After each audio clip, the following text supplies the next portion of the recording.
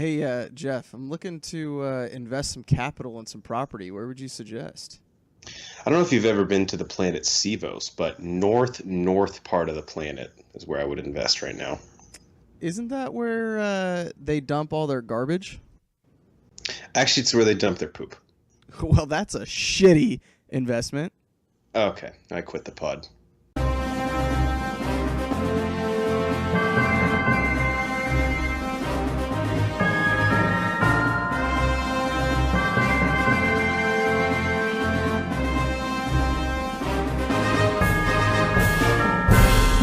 Hey guys, welcome in to the Bro Force Squad podcast. This is our review of Agents of S.H.I.E.L.D. Season 6, Episode 2, called Window of Opportunity. Special shout out, as always, to Trend Pimp.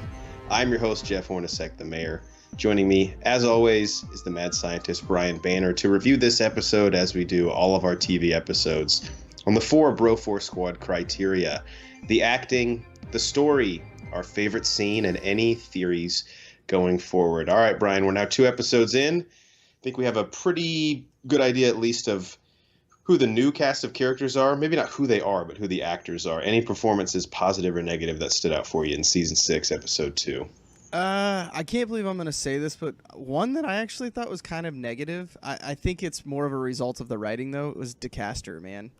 I think that storyline doesn't do him any favors, and I don't know, just the way that he played the whole, no, I'm after Gemma, but also she wouldn't love me if I didn't help all these other people. The way that he delivered all that, again, I think it's more of a result of the writing than anything else, but I don't know, it just wasn't his best performance. I wasn't buying it as much as I normally do for him. It's tough for him because, like, you have to act alongside Enoch, who is like an android. Like, he can't give you too much personality to work with, and then he's acting alongside like these alien refugees. I don't know, I feel like where they've thrown him at the start of the season, he's like, what the fuck do you want me to do?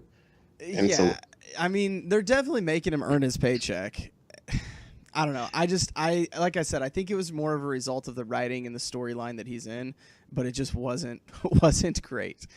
One of the rare weak performances from him. So I have to shit on this one guy because he's driving me fucking crazy.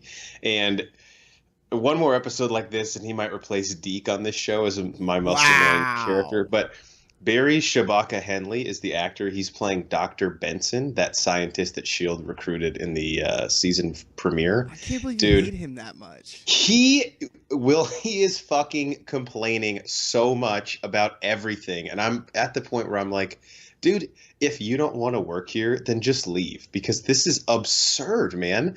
Like, he's giving Mac and May a whole bunch of shit. And then when he started going after Coulson, like, oh, you guys fuck everything up. Maybe Coulson, like, did he really die? I was like, oh, bro, that is a line you are not allowed to cross in the Agents of S.H.I.E.L.D. headquarters. And I thought May was about to kick his ass right then. And Mac had to be like, all right, chillax. He's just really annoying me, man. He's so one note. And I know the scientists on this show and in the MCU, like, it's tough to give them a lot of meat on the bone. But every time he shows up, I'm like, well, he's about to start complaining about something incessantly. And it really is annoying to me. Wow. He jumped up your annoying ladder even faster than Deke did. Like, yeah. Deke was annoying, but wow, I'm shocked. I don't even know what to say. I don't know how to respond to that.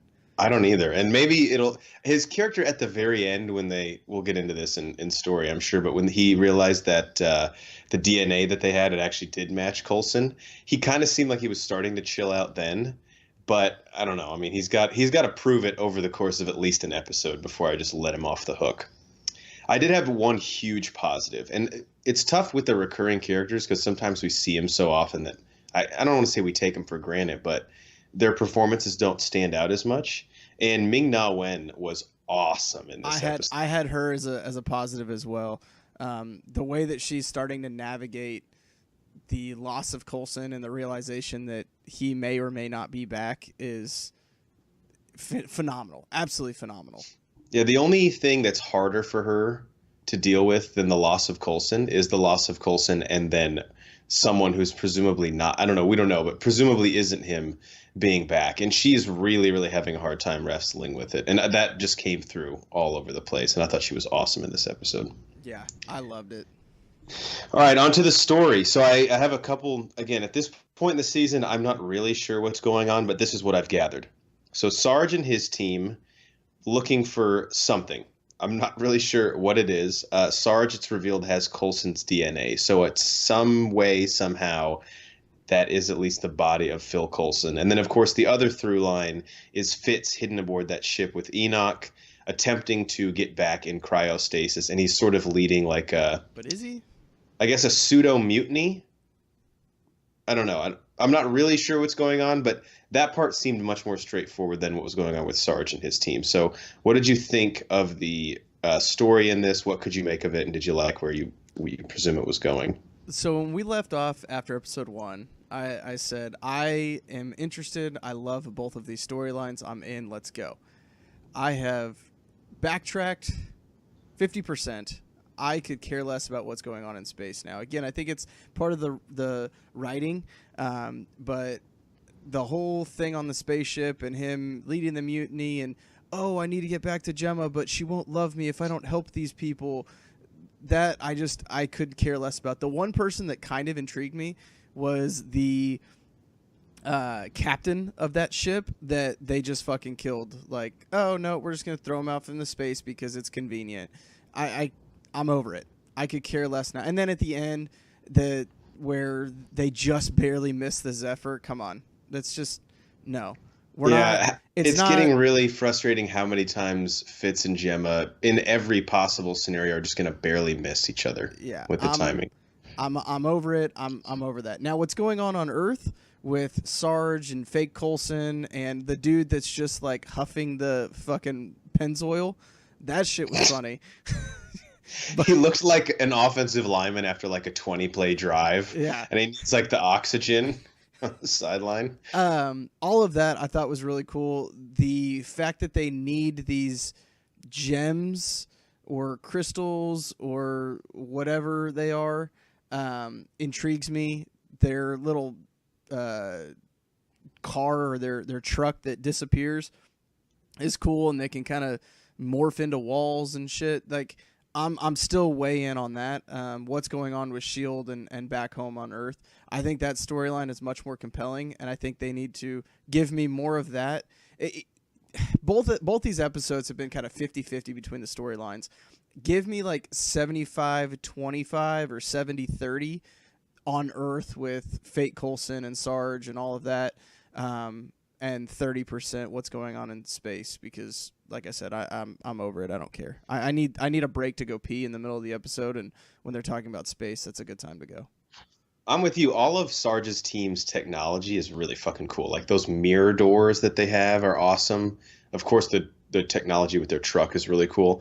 The thing I don't understand is, are they like Mr. Freeze and Batman and Robin? Like they need crystal. Like what? I don't know what they're trying to do. I guess Nice to meet you. Okay, I didn't need that. Haunting memories. Check out our Batman and Robin movie commentary, though. First or second one we ever did. Something like that. But I don't know. The drunkest we ever did. Debatable, but close. Yes. I just don't know what they're trying to do. Like, do you know what their plan is? Like, what? Obviously, we find out at the end. It looks like they're old. Whatever planet they're from, whether it's a Earth of a different dimension or some other planet in the universe, looks like it was destroyed by some cataclysmic event. So are they here to like inflict that on someone else? I mean, we just don't have enough pieces to the puzzle, I think, even see the picture yet. Yeah, I don't know. It was unclear if they caused that event or if they were just there and escaped it. I don't know, and just trying to profiteer off of the end of the world. Either way, though, I'm intrigued. I think it's great. Coulson looking at the glasses and then switching to those other ones, I thought was really fucking clever. I also like how he's he's a cutthroat GM. That one guy on his team, the skinnier dude with the beard, he's like, yo, this guy is showing a little bit of weakness. So let's just keep your eyes on the waiver wire if anybody comes available. Because I was half expecting that dude to just get shot by Coulson in the episode. Yeah, I actually was kind of surprised that he made it this far. I don't think he's gonna make it past episode 6, if I had to guess. Yeah, I was gonna put an over/under on it. So let's say over/under 5.5. You think that dude makes it past? Okay. Episode 5.5.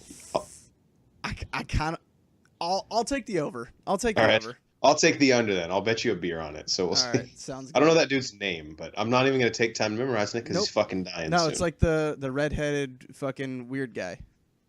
Exactly. Yeah. As he shall henceforth be known. All right, best scene. What do you got?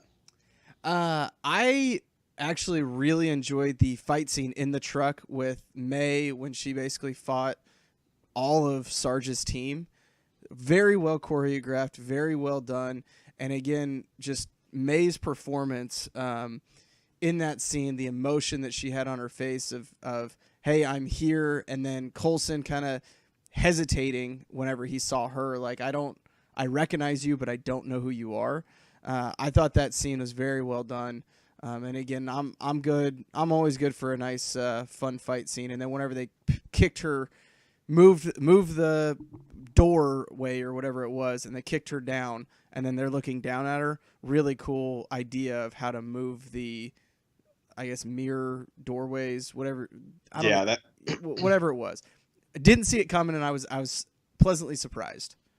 Yeah, so unfortunately, we kind of have the same one because I just wrote May kicking the absolute shit out of Sarge's team. Like her, how many times did that one fucking dude get bashed in the face with a fire extinguisher? Yeah. Like more than anyone should survive. But I also put it's kind of an honorable mention, but it's also kind of that scene. I just really loved when Coulson was in the jewelry store before and he was like really fucking with the lady at the counter. Oh yeah, and then he He was like, basically goes, "We're gonna rob you." right. He's like, your heart's racing. And then he's like, don't worry, we'll take care of the security guards. And then they both get their throats cut open. He was like, that was a little more violent than I thought it was going to be. I'm sorry. But you're safe because who's gonna open up the vault for us? Exactly. It's just cool to see Coulson. We've never seen him as that, like this sadistic fucking evil guy. And I so it's love it. I would be perfectly fine if they ended the season or the series with him being a bad guy. I'd be fine with that. so that will actually, unless you have anything else to add to scene, we can just go right into Nope. theories. So speaking of that, I have three questions, and the first one is again because I had this one from episode one. Who the fuck is Sarge, and what's their plan with Earth? So are they trying to terraform it? Maybe it seems like they're trying to send someone else from their. See, we don't know it. Are they from a different timeline, or is that just like a portal similar to the ones they've like warped into the vault with? Yeah, I don't know. I'm actually starting to think that Coulson maybe no. Let me take that back. Sarge maybe some sort of clone, not a like a android or LDM, right? LDM, LMD. Yeah. LMD, yeah, of Coulson, but I think like a straight up clone of him somehow. Something happened at Tahiti where they cloned him, and then they fucked with the timeline so much. Who knows where this dude came from? But I do think that he is Coulson. How he's Coulson, I don't know. Right. He's got to be in some way, shape, or form because he says the name Shield rings a bell. Yeah, I don't know what it is, but it rings. And the fact that he has the exact same DNA, like that's Correct. not a coincidence. Yeah. So, what do you think their team's plan is? Like, what I are they kind trying of, to? I kind of feel like they're just pirates, honestly. And it's really simple, but they're just pirates. They're there to get what we don't on Earth realize is such a valuable item in these little crystals that everybody wears around their neck for healing. I think that they're just pirates trying to get that, and then they're gonna go back to their version of Nassau and sell it to everybody. It's like Treasure Island. Yeah, I think the twist with them, or like I guess the big plot point will be who Coulson is as opposed to who they are. The thing I'm wondering, and it's too early to even make predictions on this, but like Agents of S.H.I.E.L.D. has a history of sort of dividing their season up into two storylines. Like something is resolved halfway through at the mid-season finale, but then there's another lingering piece that they've teased the whole time. So maybe we've already seen both. Coulson is one of those two reveals, and then the other two is just the whole rest of the goal for that team.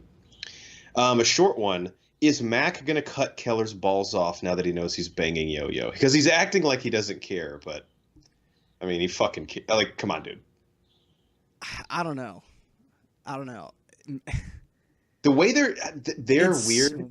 I feel like they're going to get back together, even though I've never really. You said this last season too. I've never really bought them as a couple, but I don't know. Everything's just setting up like they're going to get back together somehow. Yeah, I can see that. But I mean, if you're Mac, wouldn't you want her back with those really super fast hands? Okay, I see what you're getting at, and we'll leave it there and let the audience decide what you're referencing. Okay.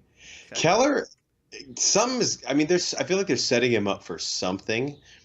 I can't remember the name of that like intern that got shot in episode 1, but he's like Fox kind of or something like that. Fox. That's right. He's kind of grieving in this episode, and so I feel like there's some. The other shoe's going to drop with him sooner rather than later. I don't think he's a character that they're going to develop for 22 episodes. Like, again, I would put the over-under on him 13 and a half episodes. Do you think Keller? Yeah, I'll take the under on that one because I was thinking about 13 as well. All right, just for the sake of argument, I'll take the over on Keller. Right, perfect. So you'll owe me 2 beers. Great. And then my last theory, we kind of already talked about this, but what time is Fitz in, and why does he think it's the wrong one?